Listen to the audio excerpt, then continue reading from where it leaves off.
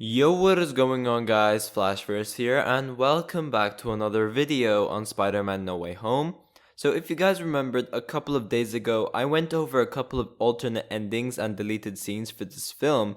However, upon further research, it seems like I have missed a lot more things which have been cut from the film. So for today's video, I will be going over every single deleted scene and alternate ending which have been cut out from the film. So I will be referencing some stuff which I've mentioned in previous videos, because for this video, I'll just be going over every single deleted scene and alternate ending which has been cut out from the movie. So yeah, if you guys go on to enjoy the video, be sure to drop a like on the video and subscribe to the channel so you are aware of more MCU videos coming your way. So yeah, Tom Holland has revealed that they've had so many alternate versions of the movie, most notably the third act of the film. So although they were successful with bringing back the past villains to complete this multiverse story, whilst also bringing back Andrew Garfield and Tobey Maguire to reprise their roles as Spider-Man, they had so many scenes which have been changed very frequently. This goes all the way from Ned opening up the portal and bringing in the two Spider-Men together, to all three Spider-Men working together, building those cures for the villains, all the way to that big massive final battle between Tobey Maguire, Andrew Garfield and Tom Holland Spider-Man facing off the Sinister Six, eventually leading to Peter attempting to kill Goblin and Tobey Maguire stops him from doing it. All of this has been changed very frequently, and this resulted into the version we all saw in the theaters.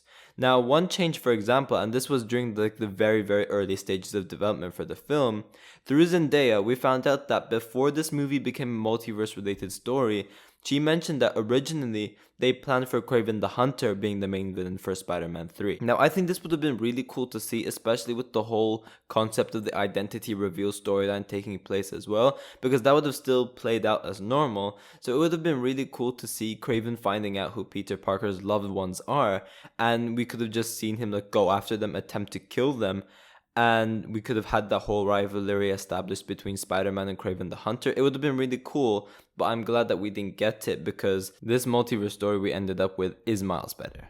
Now, the reason this has been changed and we got alternate endings and deleted scenes for Spider-Man No Way Home plays into many factors. It is because they wanted to cut down a couple of scenes for runtime purposes. It could also be that they felt like what they ended up with was the best version of the film. And also there's another reason why they changed it, which I will get to later on. So one alternate ending we had taking place is actually during the very end of the movie, where Goblin obviously destroys the cube and all these other villains from across the multiverse were coming through. Now, what happened in this alternate ending is actually very interesting, and pretty much Doctor Strange was able to close down the multiverse being open and send everyone back to their world without having to cast a new spell for Peter. So by the end of the film, everyone still knows that Peter Parker is Spider-Man. No one loses their memories about Peter Parker or anything like that. However, one change that happens is that Peter actually breaks up with MJ and he distances himself from Ned to keep them both safe. Now, this is a pretty interesting alternate ending. However, I did find the theatrical version better, saying that casting the spell, making everyone forget, including his loved ones, is a big sacrifice. And obviously, we got an incredibly emotional ending in the cafe where Peter finds out that Ned and MJ are now going to MIT, and he actually distances himself from them because he feels like that their lives are better off without him in it. So although I do prefer the theatrical ending of the movie a lot more, this one would have been a pretty interesting ending to see as well. Now, Andrew Garfield and Tobey Maguire appearing in this movie is another reason why we had so many deleted scenes and alternate endings taking place.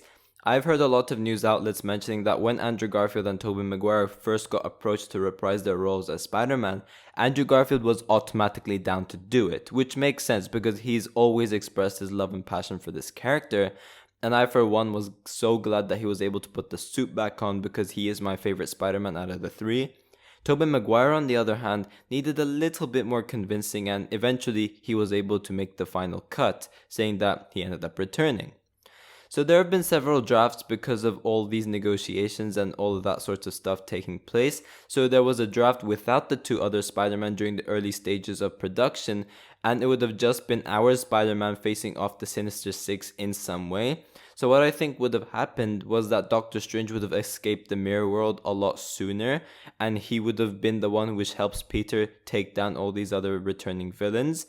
Then when Andrew Garfield signed on and Tobey Maguire was still in negotiations, there was a draft where it was only Andrew Garfield and Tom Holland's Spider-Man facing off the Sinister Six. And I'm guessing once again with the help of Doctor Strange. So yeah, all those Spidey interactions and various other things we've seen in the movie would have just been Andrew Garfield and Tom Holland's Spider-Man only. So pretty much, Tobey Maguire was the last person to sign up for the film. There is also an alternate ending scene from the movie where Tobey has just signed on to do this one movie and it was a done deal. So pretty much originally he was supposed to die when Goblin stabbed him in the end, but Andrew Garfield would have still been alive. He would have still been fine.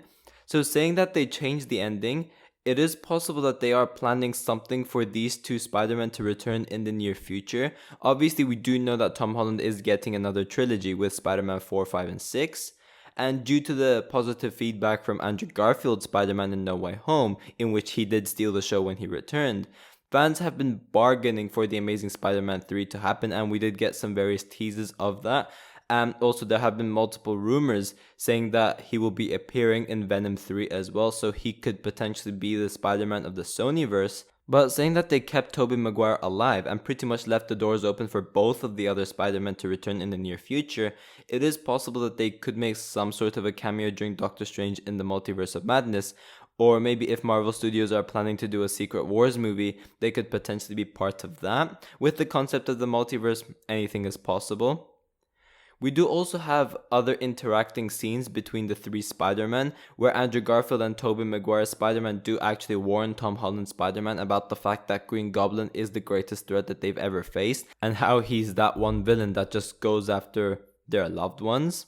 Now, this would have been pretty cool to see. However, Aunt May would have already been dead by this point, which is why it was unnecessary to have this scene being there. So once again, I do understand why they cut it out. Now, we do have a few scenes cut from the movie between Peter Parker and Matt Murdock during the apartment scene. And pretty much over here, Matt Murdock alerts Peter about the struggles with being a hero. Now, I do wish that they kept this mainly because it would have been cool to see someone pep talking Peter about these struggles with being a superhero.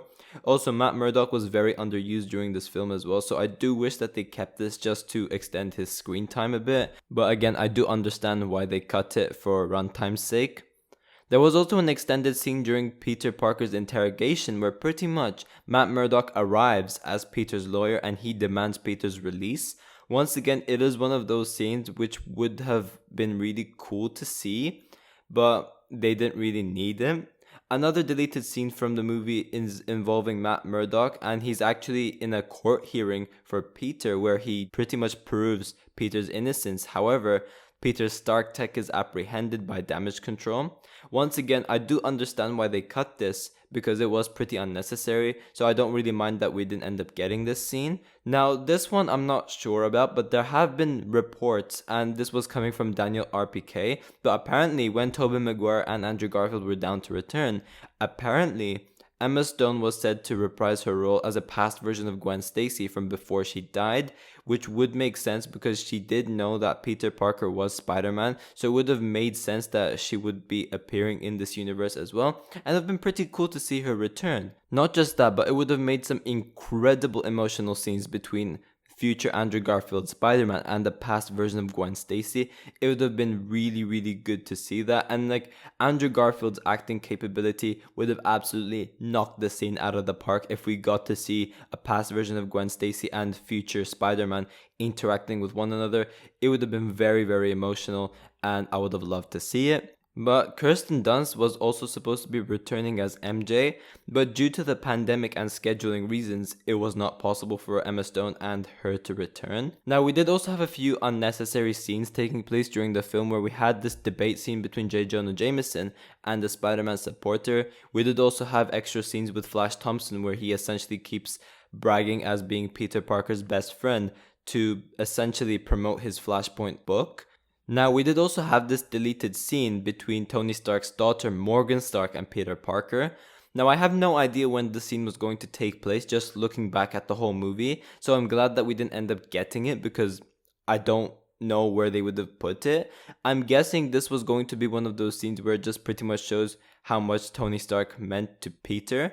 The reason we probably didn't end up getting this scene as well is because the actress who plays Pepper Potts, Gwyneth Paltrow, was not available to film, and it would have been very weird to have Morgan Stark but not have a Guardian at her presence. We did also have a deleted scene between Spider-Man and this mugger, and this was a scene which I wish that they kept. And what was so cool about the scene was that Tom Holland's brother, Harry Holland, was going to be playing this mugger. Obviously, Spider-Man catches him, but this was during that montage scene where J. Jonah Jameson was trashing Spider-Man, and then we had that clip where a random guy throws this green goo at Spider-Man's suit. This scene would have taken place over there. But I, for one, would have really loved to see this scene with Tom Holland pretty much webbing up his own brother. It would have been really cool to see that. But lastly, the final deleted scene is actually the one we actually got to see, but this was during the very first trailer of Spider-Man No Way Home. So if you guys remember that, we had Peter Parker going to the Sanctum Sanctorum in order to talk to Doctor Strange to make it so that the whole world never knew that he was Spider-Man. And in this deleted scene, we did have Wong telling Doctor Strange to not cast that spell because it was too dangerous. And then we had Doctor Strange responding with, "Fine, I won't." And then he winks at Peter as Wong goes to Camartage. Strange, don't cast that spell. It's too dangerous. Fine, I won't. In the theatrical cut, however, Wong doesn't tell Doctor Strange to not cast that spell. He gives him the pass to cast the spell, but he tells Doctor Strange to not keep him involved in it. But yeah, having looked at all these deleted scenes, I do genuinely believe that the theatrical version we ended up with is the best version of the film. The deleted scenes were not really necessary to begin with, so I didn't really mind if they were cut out of the film or not. The only deleted scenes I would have pretty much liked to see was the Harry Holland scene with him being the mugger and then him getting webbed up by Spider-Man. I would have really loved to see that. And also I would have really loved to see the scene between Matt Murdock and Peter Parker where he talks about the struggles about being a superhero. That would have pretty much been the only deleted scenes I would have really loved to see on the film. But other than that, the other ones were pretty unnecessary. But yeah guys, thanks for watching. If you guys have enjoyed the video, please give a like and subscribe. Be sure to tell me in the comment section down below which of these deleted scenes would you guys would have loved to see the most. I'm interested to see all of your thoughts towards all of this as well. And yeah, I will see you guys in my next video.